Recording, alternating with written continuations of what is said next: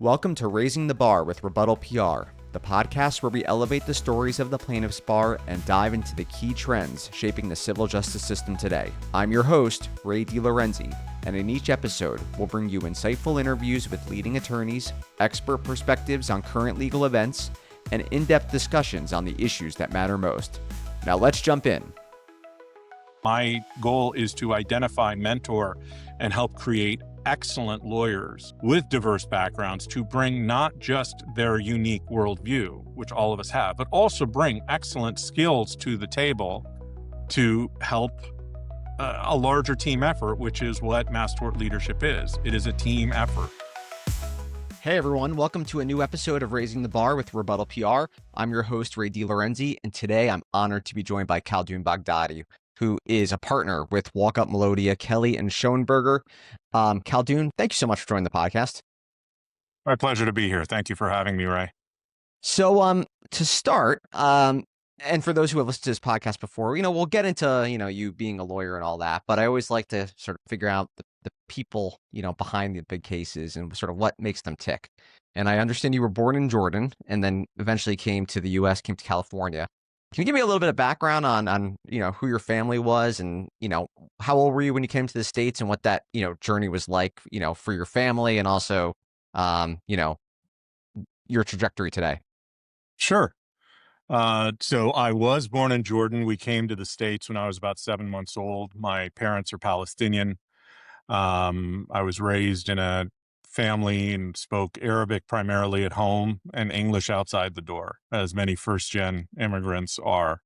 Grew up in LA, Orange County, Southern California, there for college, went to law school up in the Bay Area, San Francisco Bay Area, UC Law at San Francisco, formerly known as Hastings. Met a girl. That was it. Got married not too long afterwards and have lived and practiced in the Bay Area pretty much ever since 98. So that's been the short story, if you will, of the story arc. But in terms of my background, I would proudly consider myself a first-generation immigrant who has, been able so far to operate in the legal system and feel a deep sense of affinity to anyone else who has a similar story. Because when we come to this country, part of the job is to know the rules. How do things work? Well, lawyers are the people who know those rules, or at least study those rules. And so I don't think it's accidental that I gravitated towards a profession that gave you some knowledge about how things are done, how decisions are made, who wins, who loses, who's treated fairly. Were your parents lawyers or in the law, sort of, and yes, I'd be curious to hear about that, but if not, what drew you to that profession ultimately? So my father stopped school in about the 6th grade, and he worked a series of labor jobs and put us through college doing that. My mom got a master's degree in Syria and was an Arabic teacher and taught private lessons to students throughout Southern California. And to this day, a lot of them still recognize her and credit her for being able to hold on to their Arabic, which is a big deal in our community to be able to maintain your language. Mine is still there. It's not as strong as it used to be. It's not as strong as I'd like it to be. But my parents didn't come from a legal background, and the traditional hope and goal is for the child of immigrants is to go to med school. That did not happen. And in fact, to this day, I think my mom will tell you I could have been a really good doctor if you asked her about my legal accomplishments. So was it ever in the cards? Did you like dabble, or it was never even on the table? It's one of those, I think at the end of the day, I thought where I would be happiest was in a courtroom, not necessarily in a surgical theater. I have tremendous respect for physicians and those who help them, physicians, assistants, and otherwise. It just didn't seem to be where I thought I would be thriving and fulfilled. There's a lot of advocacy on behalf of people who need you in both contexts, if you will. Both adverse to insurance companies, if you think about it. But it was something that was aspirational, but I think to me, my path to law school seemed a little more consistent with my skill set, my ability to memorize, my interest in getting out of school before I was 35, and other sort of motivations. Did you know before you started undergrad that you wanted to be a lawyer, or was it something that, evolved over time? I knew in high school that I probably wanted to go to law school, so that's where I was leaning, and that sort of dictated my decision to major in political science because that seems to be what most people did. So it was. I'm fairly certain that I had in mind that the law was going to be a path. Which area? Trial work, international, public service. I hadn't settled on just yet, and so it would have been either going to law school, and then by the time I got to college, I was either thinking law school or going on in political science and international affairs and getting grad school and maybe teaching. And to this day, actually, when I've had the opportunity to teach in the law schools, I find it to be um, one of the most gratifying things I've done. Working with younger lawyers to be, as well as just working with young lawyers, I really, really enjoy being able to do that. So when did you decide, tell me about your first job out of law school and what that was doing. And because I'm always curious, and we'll get into this in a bit later about how, you and your firm are like real trial lawyers. And I think that's like, sort of interesting. I want to get into that, but what were you doing right out of law school? Right out of law school, I worked with a firm that was based in Orange County and Newport Beach that had plans to open an office in the Bay Area. The firm did a lot of commercial breach of lease work, a lot of breach of contract work, and I also realized a fair amount of unlawful detainer, which is basically evictions. And after my second eviction, I walked back from the courtroom to the car and just told myself, this is not you. This is not what you studied for. This is not why you tried to take the bar. You want to help people who need you. And there are plenty of people who can aptly, ethically, and honestly represent large mortgage holders, large insurance companies, large manufacturers. They don't need more. And I just felt that something within me is I wanted to represent those who needed me and who probably needed access to justice in a manner that they weren't normally getting. That was either being a public defender or going into plaintiff's work. And so I was fortunate to meet people and interview around in the Bay Area with a law firm. I interviewed with the Walkup office, as we're known, Walkup Melodia. Started on October of 98 is when I started. And I remember interviewing with every single attorney in the firm before I got the job. And I saw what they did. I saw how they did it. I was incredibly decent people, just really nice, decent people who I thought these would be fun people to work with, learn from, grow with, and keep me honest, but inspire me as well. So that's really what drew me to plaintiff's work and to Walkup Melodia in particular. And it's only been 27 years. So far it seems to be going okay. Nobody has told me that this isn't working out. So I'm pretty blessed and fortunate to have them as my partners and colleagues. So you get to the Walkup firm. Do you remember what was a case that you worked on early on where it clicked like, this is what I was meant to do? Medical negligence case that I tried in Modesto and got defensed.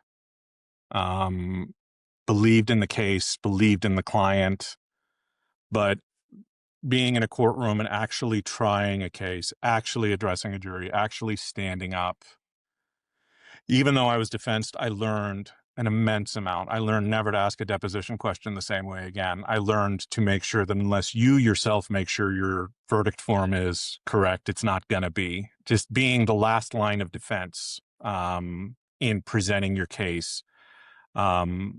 It was heartbreaking to lose, but I thought I'd rather lose a trial than handle a complex transaction somewhere. I, I there's just trial lawyers sort of burn hotter than a lot of others. There's just, and even those that do M&A and otherwise, if you're not in your element, you're just not functioning at the level you would wished you could. And so for those who try cases, I think all of us would agree there is nothing like being in trial. Getting ready to get there, discovery and law in motion, not as fun, but that matters. But the feeling of actually being in the courtroom with a jury, standing with and for your client, I knew then that as exhausted as I was, I couldn't think of anything else where I would be as happy and challenged and terrified and and otherwise pushed to go where I didn't think I'd be able to in terms of developing my skills, and being a better trial lawyer and being a better person. So the Walkup firm is unique in that, there's firms that, of course, try cases from time to time, but you guys are like, I'd be curious at how many cases you try a year. I know it's a significant number. You guys are always trying cases. And why is that at your firm? What is like that makes it the culture of your firm in particular that's how you approach, plaintiff's law? And how does that sort of differ in how you see other firms sort of treating this practice area? It is that culture is a function of those that came before me that I have embraced willingly, readily, and happily. There is a fundamental belief that we settle cases, but we settle them by preparing for trial, such that if we can't settle the case, we're ready, willing, and able, win or lose, but we're gonna go. There's always exceptions and times when the matter should resolve, or there's times when we realize, you know what, the case hasn't panned out. The experts haven't worked out the way we wanted. We have to do what we need to do. But there has always been a fundamental belief that if we are handling the case and we're taking it all the way through, we have the commitment and dedication to do it. And that is a function of Dan Kelly, Paul Melodia, Mike Kelly, Rich Schoenberger, John Echevarria, the partners that sort of helped mentor me along the way. And there is just sort of a fundamental recognition that with any one of my partners, any one of my shareholders, if I need help in trial, I'm going to have an able-bodied trial lawyer. So we don't have partners who are really, really good at just law in motion. To demonstrate technical proficiency, which can then be used to develop tactical efficiency. There's a difference between a technician and a tactician. And the focus at the beginning is being a solid technician. What are the mechanics of being able to introduce a piece of evidence? How do you overcome objections? How do you adopt in a small courtroom if you're a larger guy, right? All of these sort of things that have to become practiced and done well and done often. And I'm very, very fortunate that remains our culture, that remains our belief. So we are, one or more of us is in trial fairly often, and you can tell because the rest of us are all a lot busier. So, when trial is happening because, there's fewer people in the office for whatever reason because they're all helping. And then if you're handling a case with one of your partners who's in trial, that's you. And we have one another's back, which is really, really helpful. And we root for one another. We want each other to do well. And there's often a late night call. I want to work a problem. What do you think? And I think it's very nice when I'm in trial. I know there are several people I can call who can tell me that's a great idea or you're out of your mind. Do not do that. And that we'll have that level of candor and honesty with one another. So, so that's been the culture, and that's one that we want to sustain, given how hard it is to try cases these days. So when a new case comes in the door, as a firm that is thinking about, being trial ready, how do you first think about a case? Like, how do you look at this unsolved Rubik's Cube and how you go, what's your first like attack elements? A solid, comprehensive understanding of the story of what happened and being able to develop a narrative of what was supposed to happen. And the difference between what happened and what was supposed to happen is defined in the jury instructions. Because what happened here is someone breached the standard of care, caused harm, and as a result of that harm, my client is no longer where they were. My job is to try to get them as close as possible to where they were, to the extent the law has the tools to be able to do that, which is not easy, right? Our law is an imperfect tool. It is not designed to provide a restorative emotional sense. And several of my clients could be offered 10 times the amount of their recoveries in exchange for not going what they would have gone through, and it wouldn't have been enough. So you're thinking about what happened here. How do I understand what this has done to this person and their family? And then how are we going to frame this for the purposes of whomever is deciding whether this is right or wrong? And how are we going to get a jury to care that it matters? And typically that's often found in framing your jury instructions, framing what pieces of evidence we want, tracking down the witnesses we want to speak to, developing a discovery plan that is proactive, aggressive, and prosecutorial, if you will. We are prosecutorials in the civil context because we represent victims and we have the burden of proof. So we decide the agenda of what comes next and when. And if we're not doing that, that's a problem, because good defense lawyers also view themselves as advancing a narrative and setting the agenda when it comes to discovery and developing a cadence in court as to what's decided, what matters, and what doesn't. And the ability to avoid getting bogged down into discovery disputes, if you can, is key. But genuinely, sincerely thinking about what is this going to mean in front of a jury and preparing a client for that eventuality. The moment I tell a client, don't worry, your case is going to settle, we're going to be sitting in the hallway in front of a courtroom.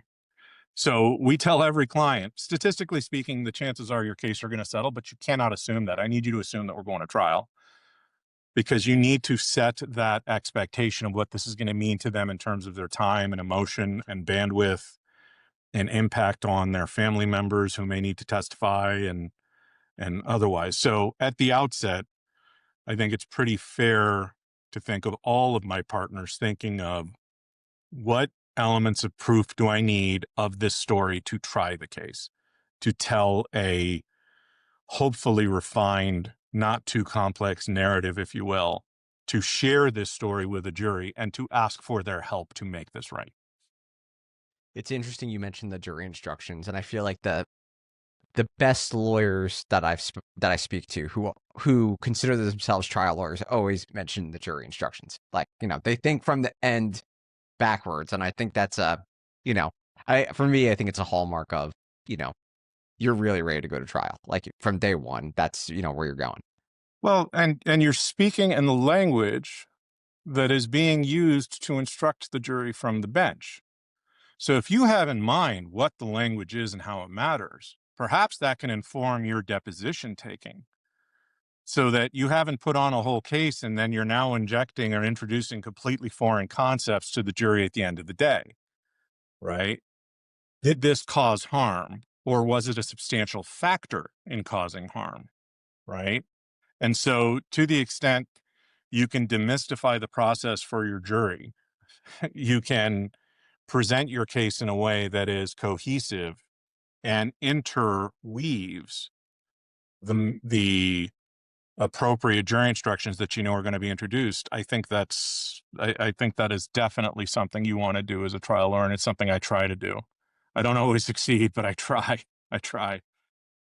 So at your firm, I'm curious if you don't mind sharing, if you're about to try a case, are you also serving as, the settlement counsel, or do you typically have someone at your firm who wears, the peace hat while you have the war hat? Or does it matter on the, depends on the case? It depends on the case. It really does. We don't have a designated go to settle every case in the firm. It's depending on the trial team. It'll usually be myself and another partner, and it just sort of organically evolves. Who is in communication with opposing counsel or the mediator?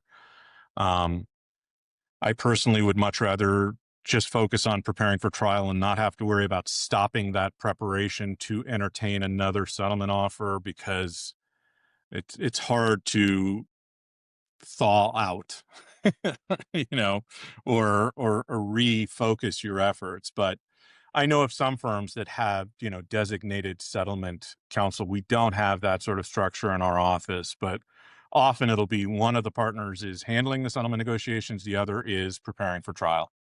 And I've So been in both capacities over the as years. as someone who is a very good trial lawyer, and it's in your blood, like you want to try a case. Have you ever been in that situation where, like, how do you like essentially put down your weapons and taking the deal is the right decision and it's the right decision to recommend it to the client, but you're itching to try that case? How do you weigh that in your mind? It's so our job is to negotiate in settlement to generate a difficult decision. If we just wanted to try the case, we'd keep the decision easy. And how do you keep the decision easy? Maybe subconsciously. If you don't really engage in an effort to find out, is there commonality between what we want and what the defense is willing to do? In other words, to shut down the negotiations, to be arbitrary in our discussions, or to refuse to re-engage. Those are easy decisions. For example, a zero offer case. That's a very easy decision. We call that a loose collar case. It's a no offer. Yeah, what are you going to do? Go try the case. Why not? Right. So the decision to try the case may make me feel good in that I want another trial, but it's not about me and it's never been about me, because the certainty of a settlement to avoid new trial motions, to avoid mistrial, to avoid an appeal, to avoid all sorts of uncertainty that follows trial, not to mention the uncertainty that's within trial.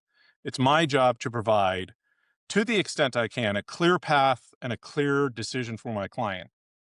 Path number one is settlement for X. Path number two is trial, which includes uncertainty. And are you willing to accept that uncertainty, knowing that once we're in the courtroom, we no longer have total control? Our job is to try to get control, but we don't. It's not in our hands. You have a judge, you have jurors, you have a lot of other things that you cannot control.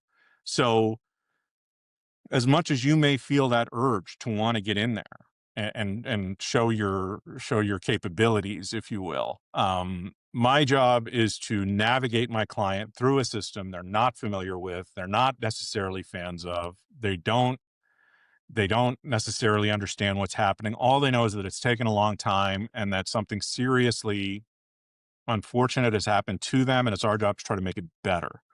And in that vein, if settlement is an option, it's my job to see what is the defense willing to do so that my client can make an intelligent decision, an informed, intelligent decision. And if that means I don't get a trial, hey, there's always another case. There's always another case. So, Do you have any superstitions or like sort of like what's your process when you go into trial? Like, are you a ghost to your family for several weeks on end? Or is it just another day at the office? it's definitely not another day at the office. In fact, coming back to the office after being in trial, it's astonishing how easy drafting a meet and confer letter is after you've just had to cross an expert, right? The level of what it requires of you, your attention, your focus, the fatigue factor. And I do think you need some time post-trial just to recover physically, emotionally, academically, what have you. I think every trial lawyer has certain superstitions. I make my voir dire notes in Arabic when I put little notes next to people's names, because I don't want somebody walking by and reading what I wrote about them. My Arabic is by no means fluent, but it's good enough for me, so I'll give Okay. myself a little note. Um, I, before opening and closing, I'll write on my pad, just be here now. Don't know why. It's just to sort of recenter, get back here. This is not about what happened outside. It's not about what happened up until now. It's about here and now. And you better recenter, refocus, catch your breath, stand, and go. But yeah, I love trial lawyer superstitions, and it's been a pleasure watching others whom I've had the privilege of trying cases with to see some of theirs. and to adopt certain few and to not necessarily adopt certain few in every respective trial. Because if you have the privilege of trying cases with a lot of very talented people, you have the ability to respectfully borrow techniques that might work for you or admire techniques that would never work for you. Because at the end of the day, it's, can you do this and maintain sincerity of who you are? And that's not easy. That's not easy. So I can't conduct a cross the way others would, because it's incompatible with who I am, and I can't explain it why. But if people would look at it, that would just seem that that's just not him. And I really think your primary currency in trial is your credibility, and your sincerity. And I think jurors get it. I think judges get it. And fortunately, I have partners who can get it and say, "What are you doing? What are you doing? Move on." Right. That's um, so that's sort of part and parcel of superstitions and borrowing from other trial lawyers, if you will. So I want to pivot a little bit here. And I know you served as chair of the San Francisco Human Rights Commission. I'm curious as to how you got involved in that work, and also your work life in the plaintiff's bar, how that informs the work you do there. Um, I was appointed to the San Francisco Human Rights Commission by Mayor Willie Brown. If you can think back in time, I was then reappointed by Mayor Gavin Newsom. And that was my stint in city politics. The Human Rights Commission is a local body in the city and county of San Francisco that at the time had a lot of oversight responsibility, not just for providing mediative services for those who had concerns with how they were being treated by government or by people who contracted with city government, but also oversaw a lot of the city contracting efforts. I learned a lot about how things work, how the commission system works in City Hall. I made a lot of friends. I met a lot of really smart people who work really hard at City Hall. It gave me a sort of windows to what happens. I had the privilege of meeting the mayors, the people who are around them, and understanding it. I believe I was asked because I was a member of the Arab American community in San Francisco, and Mayor Brown and I think Mayor Newsom wanted to make sure that if you were a member of our community, we wanted to make sure you had a seat at the table. You didn't have every seat, but you had a seat so that your voice could be heard. That I think was very helpful to me. I think most of my sort of public service and giving back since then, as I've developed more as a trial lawyer, is teaching in the law schools whenever I have the opportunity, which I've really, really enjoyed. Um, and that's by no means a high paying gig. It's a way to maintain staying fresh, staying on point, understanding what is needed and what is necessary, because law students are pretty smart. I've taught at Berkeley, I've taught at Hastings, I've done guest spot at Stanford, did a guest lecture at NYU, and law students are smart and they can ask you a lot of questions, and you can't just say, well, that doesn't come up. So if you're giving a lecture on the exceptions to hearsay, you better make sure you have those in mind, right? So, I've really enjoyed being able to do that. And that's something I look forward to doing more once I have the opportunity. Do you feel like law school students are they overly optimistic? Are they already starting to get jaded? How do you keep them feeling, I think, good about a justice system when, today a lot of people may not be feeling so great about it? The biggest difference that I've found is, so when I teach trial advocacy. I've sometimes taught it with a partner. I've had the privilege of teaching it with a federal magistrate judge where we split the class up in the courthouse. And so there'll be a 10 or 15-minute lecture. Then it's time to stand up and actually give an opening, conduct a direct, conduct a cross, do a closing. And it's the first time in a long time that a lot of these law students actually feel like a lawyer, because we're telling them where you sit in the courtroom. And I think any way you can bridge that life between the life of a law student who is studying for the purposes of being able to pass the bar to this is what day to day is. This is what some of your best days and worst days are going to be. Those that do that and say, this is where I want to be, it's very inspiring. Those do it and say, I want nothing to do with this. And I want to do and I want to do transactions. I want to do private equity. I want to do venture capital. I want to do tax. It's a real good way of finding out if this is what makes you feel like you were meant to be here, or at least you want to be here. So it's often very cyclical. I taught law school during the dot-com boom, and there was a real big sense of assuredness. We're all going to get jobs at big firms. We're all going to do just fine. When the boom went away, students are paying a lot more attention. The biggest challenge is competing with laptops, getting undivided and maintaining it. But I've been very fortunate to have taught a lot of people who I've then had the pleasure of seeing go on into careers as federal prosecutors, as very successful attorneys, as academics. And it's a great thing. It's a very nice feeling to know that maybe I helped a little, or maybe I gave them an example of something that they don't want to do, or what have you. But I've really enjoyed it, and I think it's definitely something I want to do more of when I have all that extra time. I want to end with asking you about your role with Shades of Mass, which, for those who are unfamiliar, is an organization that was created to help diversify the leadership in the mass tort and class action bar. And, I think, a couple of years ago, you were seeing the numbers on the rise in terms of more diverse lawyers being appointed. And some numbers have come out recently that suggest that maybe it's dipped a bit or kind of leveled off.